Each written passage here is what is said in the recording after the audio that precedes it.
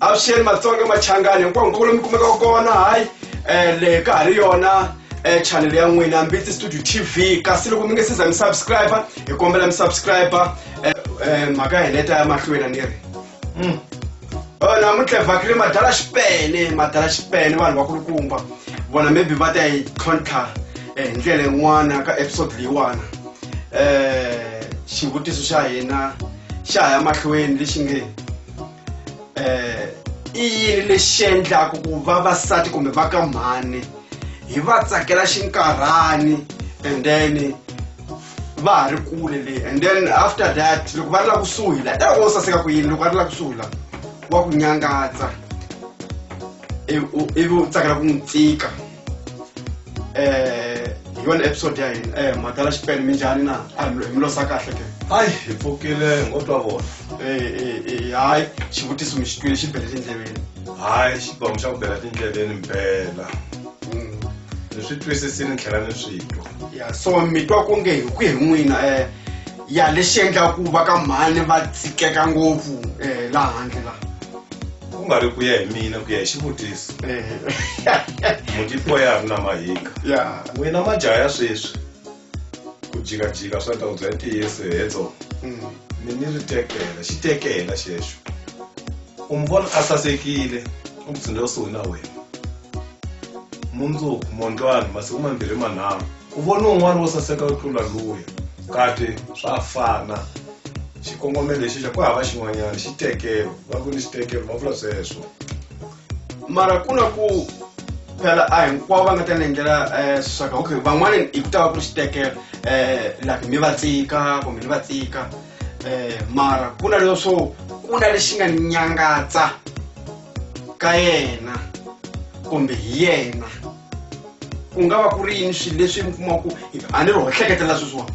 ku yi nga va yini so na u ti n'wina ku loko mi tsika n'wansati mi n'wi tsika hikwalaho ka yini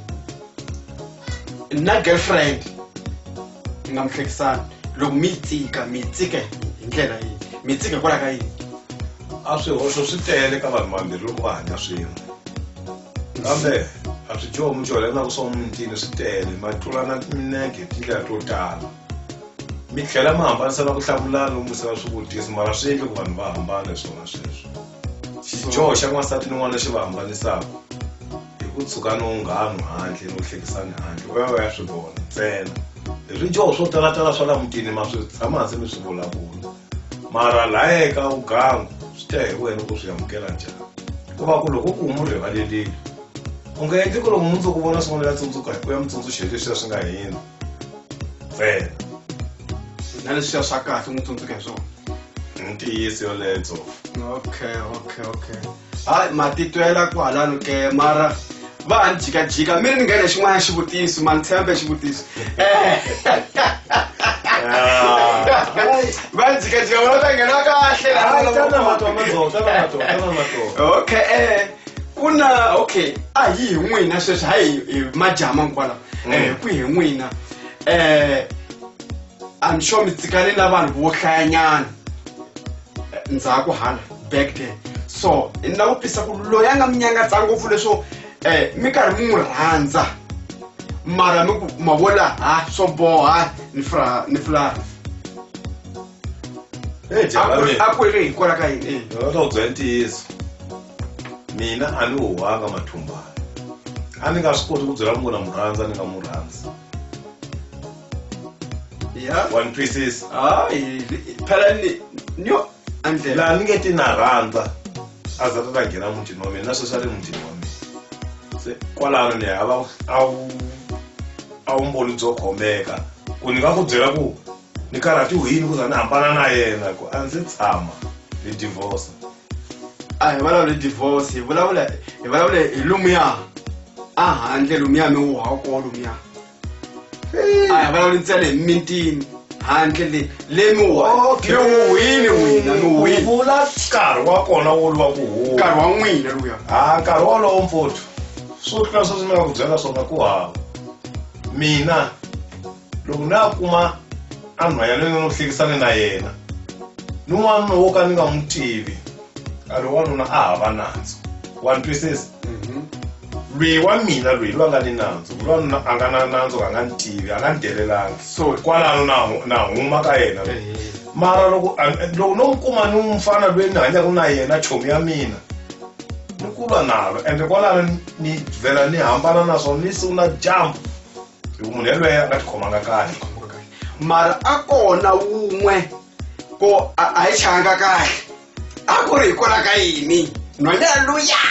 yena lowu a rhandzani ni chomi ya mina a swi amukeleki hikuva ngo yo phazama a nga phazamisekangi a yo tinyimisela ku ni poyila ku ni poyileni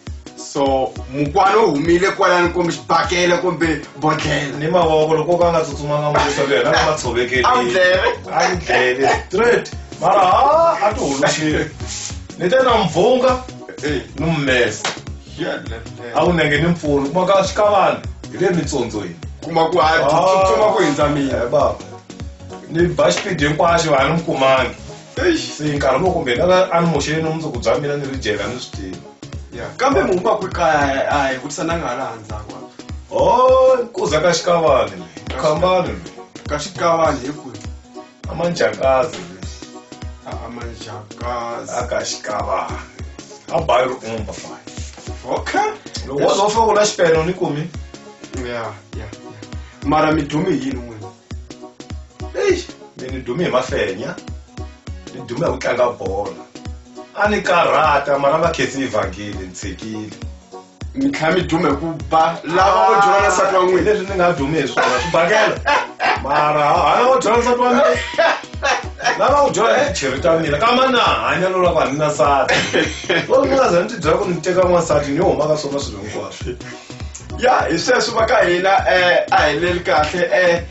mi nga rivali ku subscribe va ka hina ka na swo tsala ana ku xela kodeni a wu vonanga lo answer hi mfumo